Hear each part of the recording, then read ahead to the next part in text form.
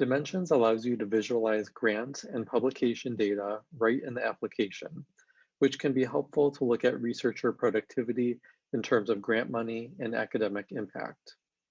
Today, I'll walk you through an example with publications, which you can do with a free version of Dimensions.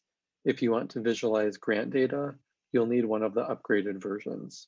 To start, I'm going to limit my search to only the researcher or researchers of interest. Then under analytical views and then an overview, I can see my chart.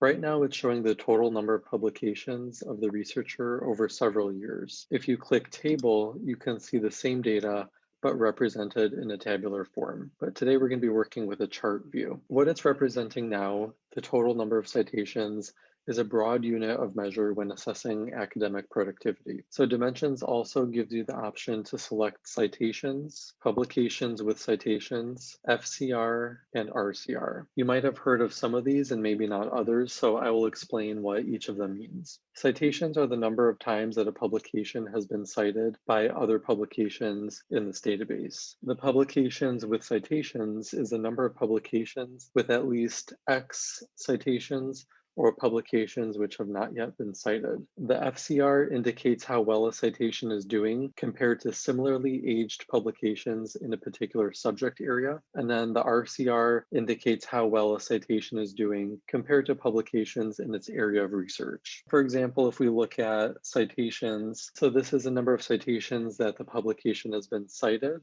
and it automatically displays 2012 to 2021. Now, for any of these options, we can change the year. If we only want to look at 2010 to 2015, we're able to do that. We'll get a graph with new data. If we look at publications with citations, I mentioned that this will show you the number of publications with at least X number of citations. Well, you are able to change the percentage of citations that you would want to look at. And you can change the citation threshold here. The default is greater than or equal to 1, but again, you can move that around. Clicking on an option will give you a different view. And if you're unsure what any of these types of academic impact mean, when you click on one, you do get a description below the graph, which explains exactly what that indicator means. You can also click up here to About Indicators to get more comprehensive summary.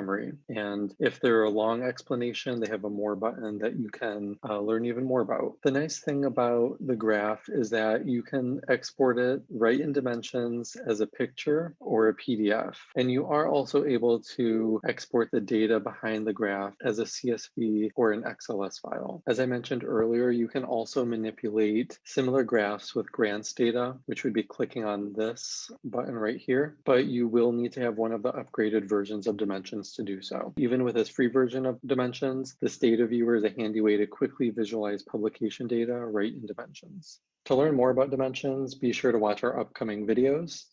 If there's something specific you want to learn, please send us your questions, and thanks for watching.